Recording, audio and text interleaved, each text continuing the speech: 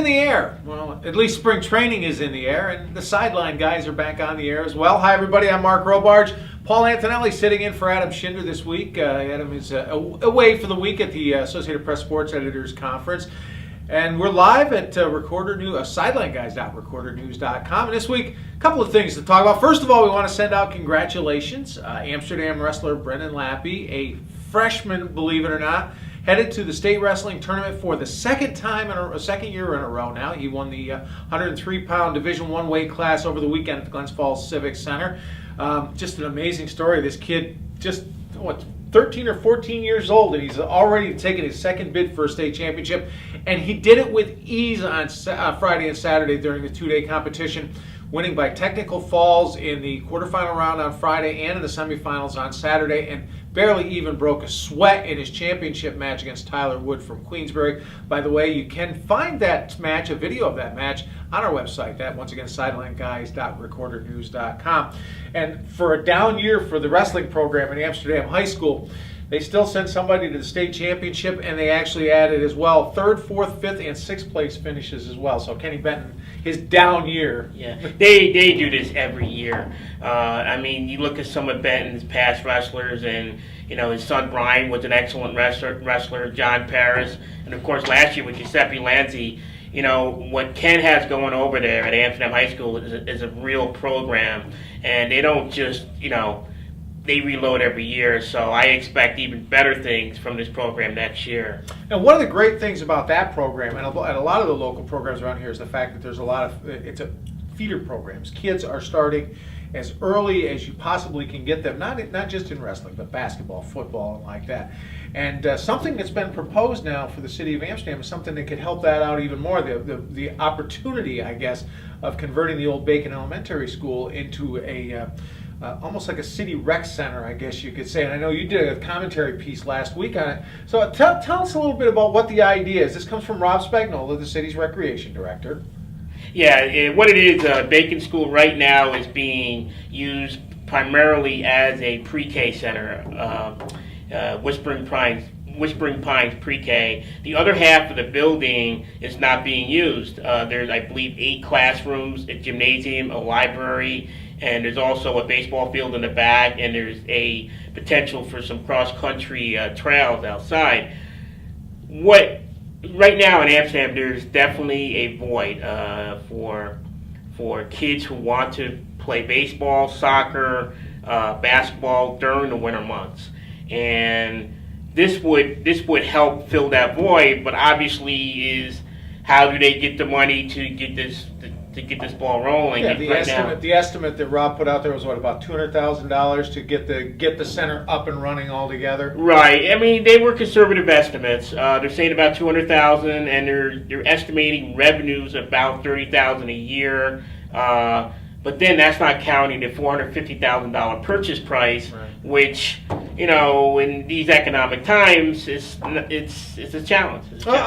My big thought about this, first of all, I don't understand why it necessarily has to be a purchase. I could see this as a partnership between the school district and the city, and to do something like this. It's not like partnerships like this aren't unheard of in other areas and like that. Obviously, yeah, $200,000's a lot of money. But my other thought was maybe partnering up with programs like the Amsterdam Mohawks, of course, run by Rob's brother. They have been very good at leveraging public money, state money, and like that to redo Shuttleworth Park. No reason I see why they couldn't find a way to get some of that money in to redo this as well. And like I said, build a partnership, as the official training facility of the Mohawks and like that.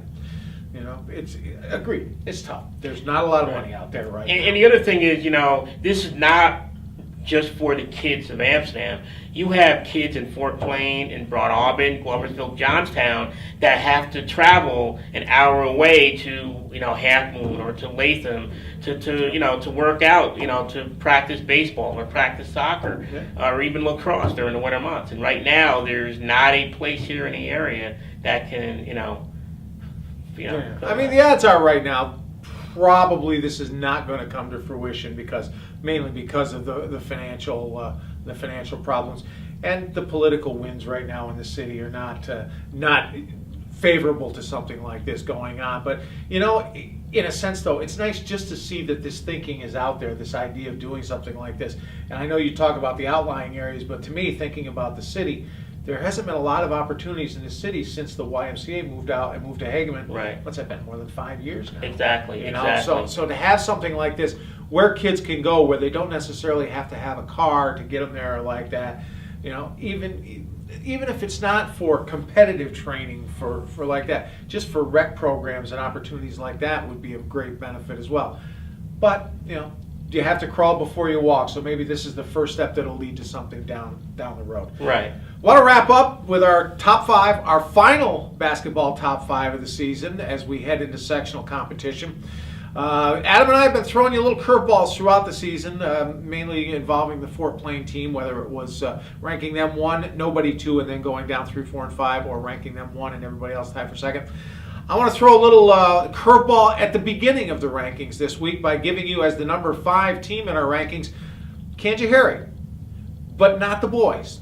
The Canajoharie girls basketball team, 15-2 on the season, playing tomorrow night, Tuesday night for those of you watching, for the WAC Cup Championship up at FMCC against Burnox Westerlo. I'll be there covering that game as well as the boys championship.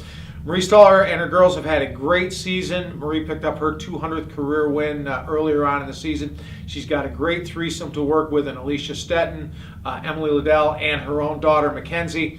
And you know, she looks like right now to go in as the Lady Cougars as a 2 seed in the C's, and could very well end up at HVCC in a couple of weeks playing for a sectional championship. At number 4, we get a little more traditional. Go back to the boys. We've got the Amsterdam boys by a close margin over Broad Alban Perth. I'm giving them Amsterdam the edge more on strength of schedule. Both teams have been struggling of late. Amsterdam's lost its last 4. Broad Alban Perth, I believe, has won only 2 of its last 8 since Christmas time. Both of them going into the sectional competition on a down note. Number 3, we give to Mayfield once again. Mayfield finishes a strong 3rd in the WAC North. They'll go into the C's probably as a mid-level seed, probably get a first-round home game, and then have to go on the road against one of the big C teams, either Lake George or possibly Argyle as well. Number 2, going to give some props to Fonda Fultonville once again. They had a tough mid-part of the season, but they come back strong, looked really good, even though they dropped a close 48-42 decision to Waterville Elite last week. It looks like they're finally starting to discover offense besides Luke Nethaway. They'll probably head into the Class B sectionals. I'm guessing probably somewhere as a 4 or 5 seed, so they may get a first-round home game and play the quarterfinals at home as well. And finally, our number 1 team, well, there's no real big surprise there once again, even though they did have their 11-game winning streak snapped last week by Spa Catholic. Fort Plain continues to be far and away the top team in the area. They'll be playing Schenectady Christian tomorrow night for the WAC Cup boys title.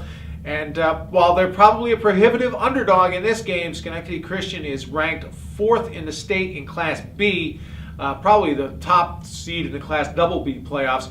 Fort Plain will probably still go in. I'm going to put them as a 3 seed in Class C behind Lake George and Argyle, but they're going to do a lot of damage. And with their experience against bigger schools, as opposed to Lake George and Argyle, which play relatively small school schedules, I really have no problem seeing Fort Plain obviously getting to the Glens Falls Civic Center for a semifinal match, but I see them in the finals as well, and there's a real good chance that Craig Phillips could walk out of there with yet another sectional title.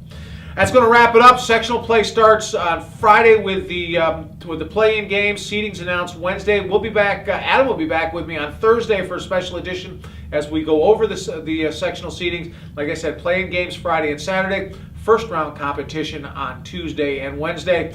We'll check with you back then. I'm Mark Robards for Paul Antonelli. Adam back on Thursday. This has been the Sideline Guys webcast. Check us out, sidelineguys.recordernews.com. We'll see you again on Thursday.